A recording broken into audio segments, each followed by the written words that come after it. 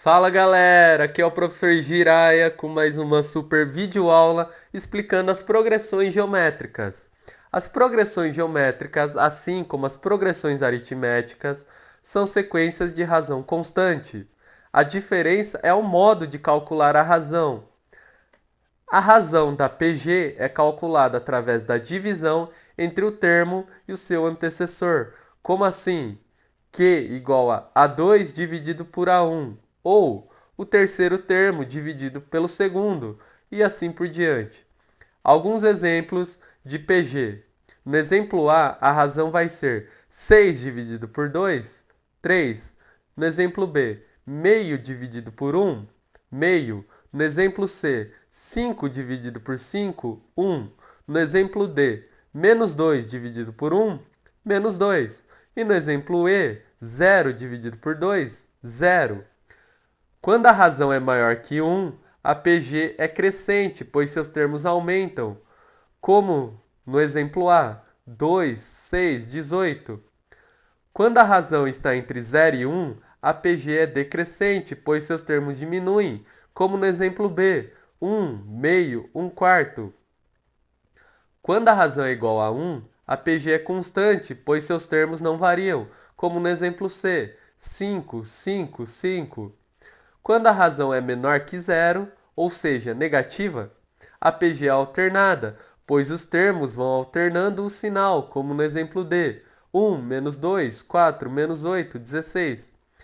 E quando a razão é zero, a PG é nula. Agora iremos deduzir as fórmulas de progressão geométrica, começando pela fórmula do termo geral.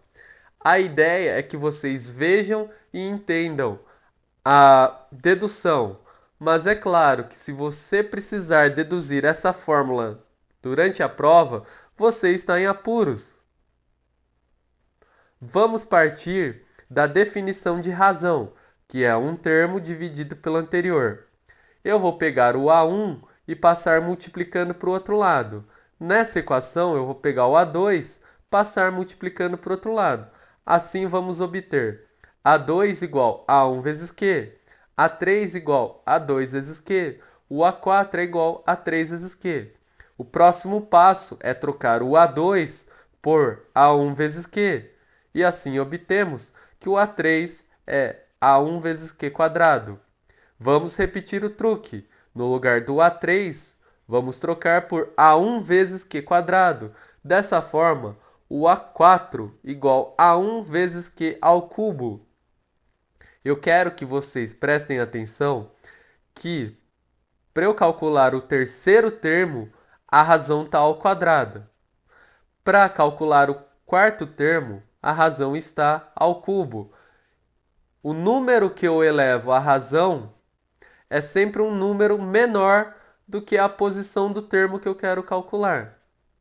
Dessa forma, a fórmula do termo geral fica AN igual a 1 vezes Q elevado a n menos 1. Vamos fazer um exemplo. Calcule o oitavo termo dessa PG. Comece com a fórmula do termo geral. Como eu quero calcular o oitavo termo, o n eu vou trocar por 8. 8 menos 1 é 7. Próximo passo é trocar o A1 e o Q, que nessa PG são, respectivamente, 1 e 2. 2 elevado a 7 costuma dar 128. Portanto, o A8 é 128. Agora vamos estudar uma propriedade das progressões geométricas. Um certo aluno tirou 4 na primeira prova e 9 na segunda prova. Qual a média aritmética? A média aritmética é a soma das notas dividido por 2. 4 mais 9 dividido por 2, 6,5.